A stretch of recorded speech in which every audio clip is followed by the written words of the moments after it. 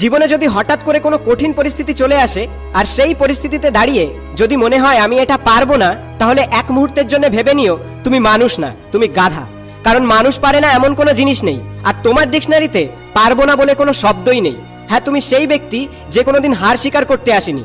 তুমি সেই ব্যক্তি যে কোনো যন্ত্রণা সয়ে নিতে প্রস্তুত। আরে হ্যাঁ, তুমি সেই ব্যক্তি যে একাই 100। আর এই একাই 100 হওয়ার জন্য তোমার শুধুমাত্র একটা জিনিসের প্রয়োজন, আর সেটি হলো জেদ। আর এই জেদ তোমাকে এমন জায়গায় পৌঁছে দেবে যেটা তুমি কোনোদিন স্বপ্নেও কল্পনা করনি। তোমাকে এই কঠিন পরিস্থিতির মধ্যে ফেলা হচ্ছে তোমাকে শক্তিশালী বানানোর জন্য, তোমাকে মজবুত বানানোর জন্য, তোমাকে সাহসী বানানোর জন্য। তাই যতবার পড়বে ততবার উঠে দাঁড়াও, যতবার হারবে ততবার ঘুরে দাঁড়াও।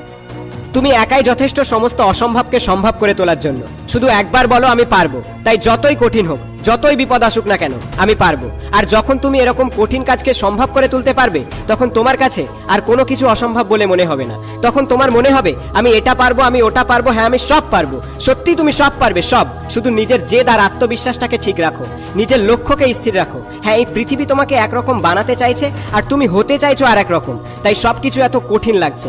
আজ তুমি যে জিনিসের আশায় বসে আছো সেই জিনিস তুমি পাবে, এত পরিমাণে পাবে যে 2 হাত ভরে নিলেও তুমি শেষ করতে পারবে না। শুধু নিজের মধ্যেকার ইনফিনিটি পাওয়ারটাকে জাগিয়ে তোলো আর এগিয়ে চলো সামনের দিকে। হ্যাঁ, এটাই সেই সময় জবাব দেওয়ার। হ্যাঁ, এটাই সেই সময় পাল্টা আঘাত করার। এতদিন যারা তোমাকে তুচ্ছ ভেবেছে, তোমাকে নিয়ে ঠাট্টা করেছে, আজ তাদেরকে ভুল প্রমাণিত করে পাল্টা জবাব দেওয়ার সময় এসেছে। সমস্ত পৃথিবী যদি এসে বলে এ কাজ তুই পারবি না, তবু আমি বলবো আমি পারবো। সবাই যদি বলে এ কাজ করলে তোর মৃত্যু পর্যন্ত হতে পারে, তবু আমি বলবো আমি পারবো।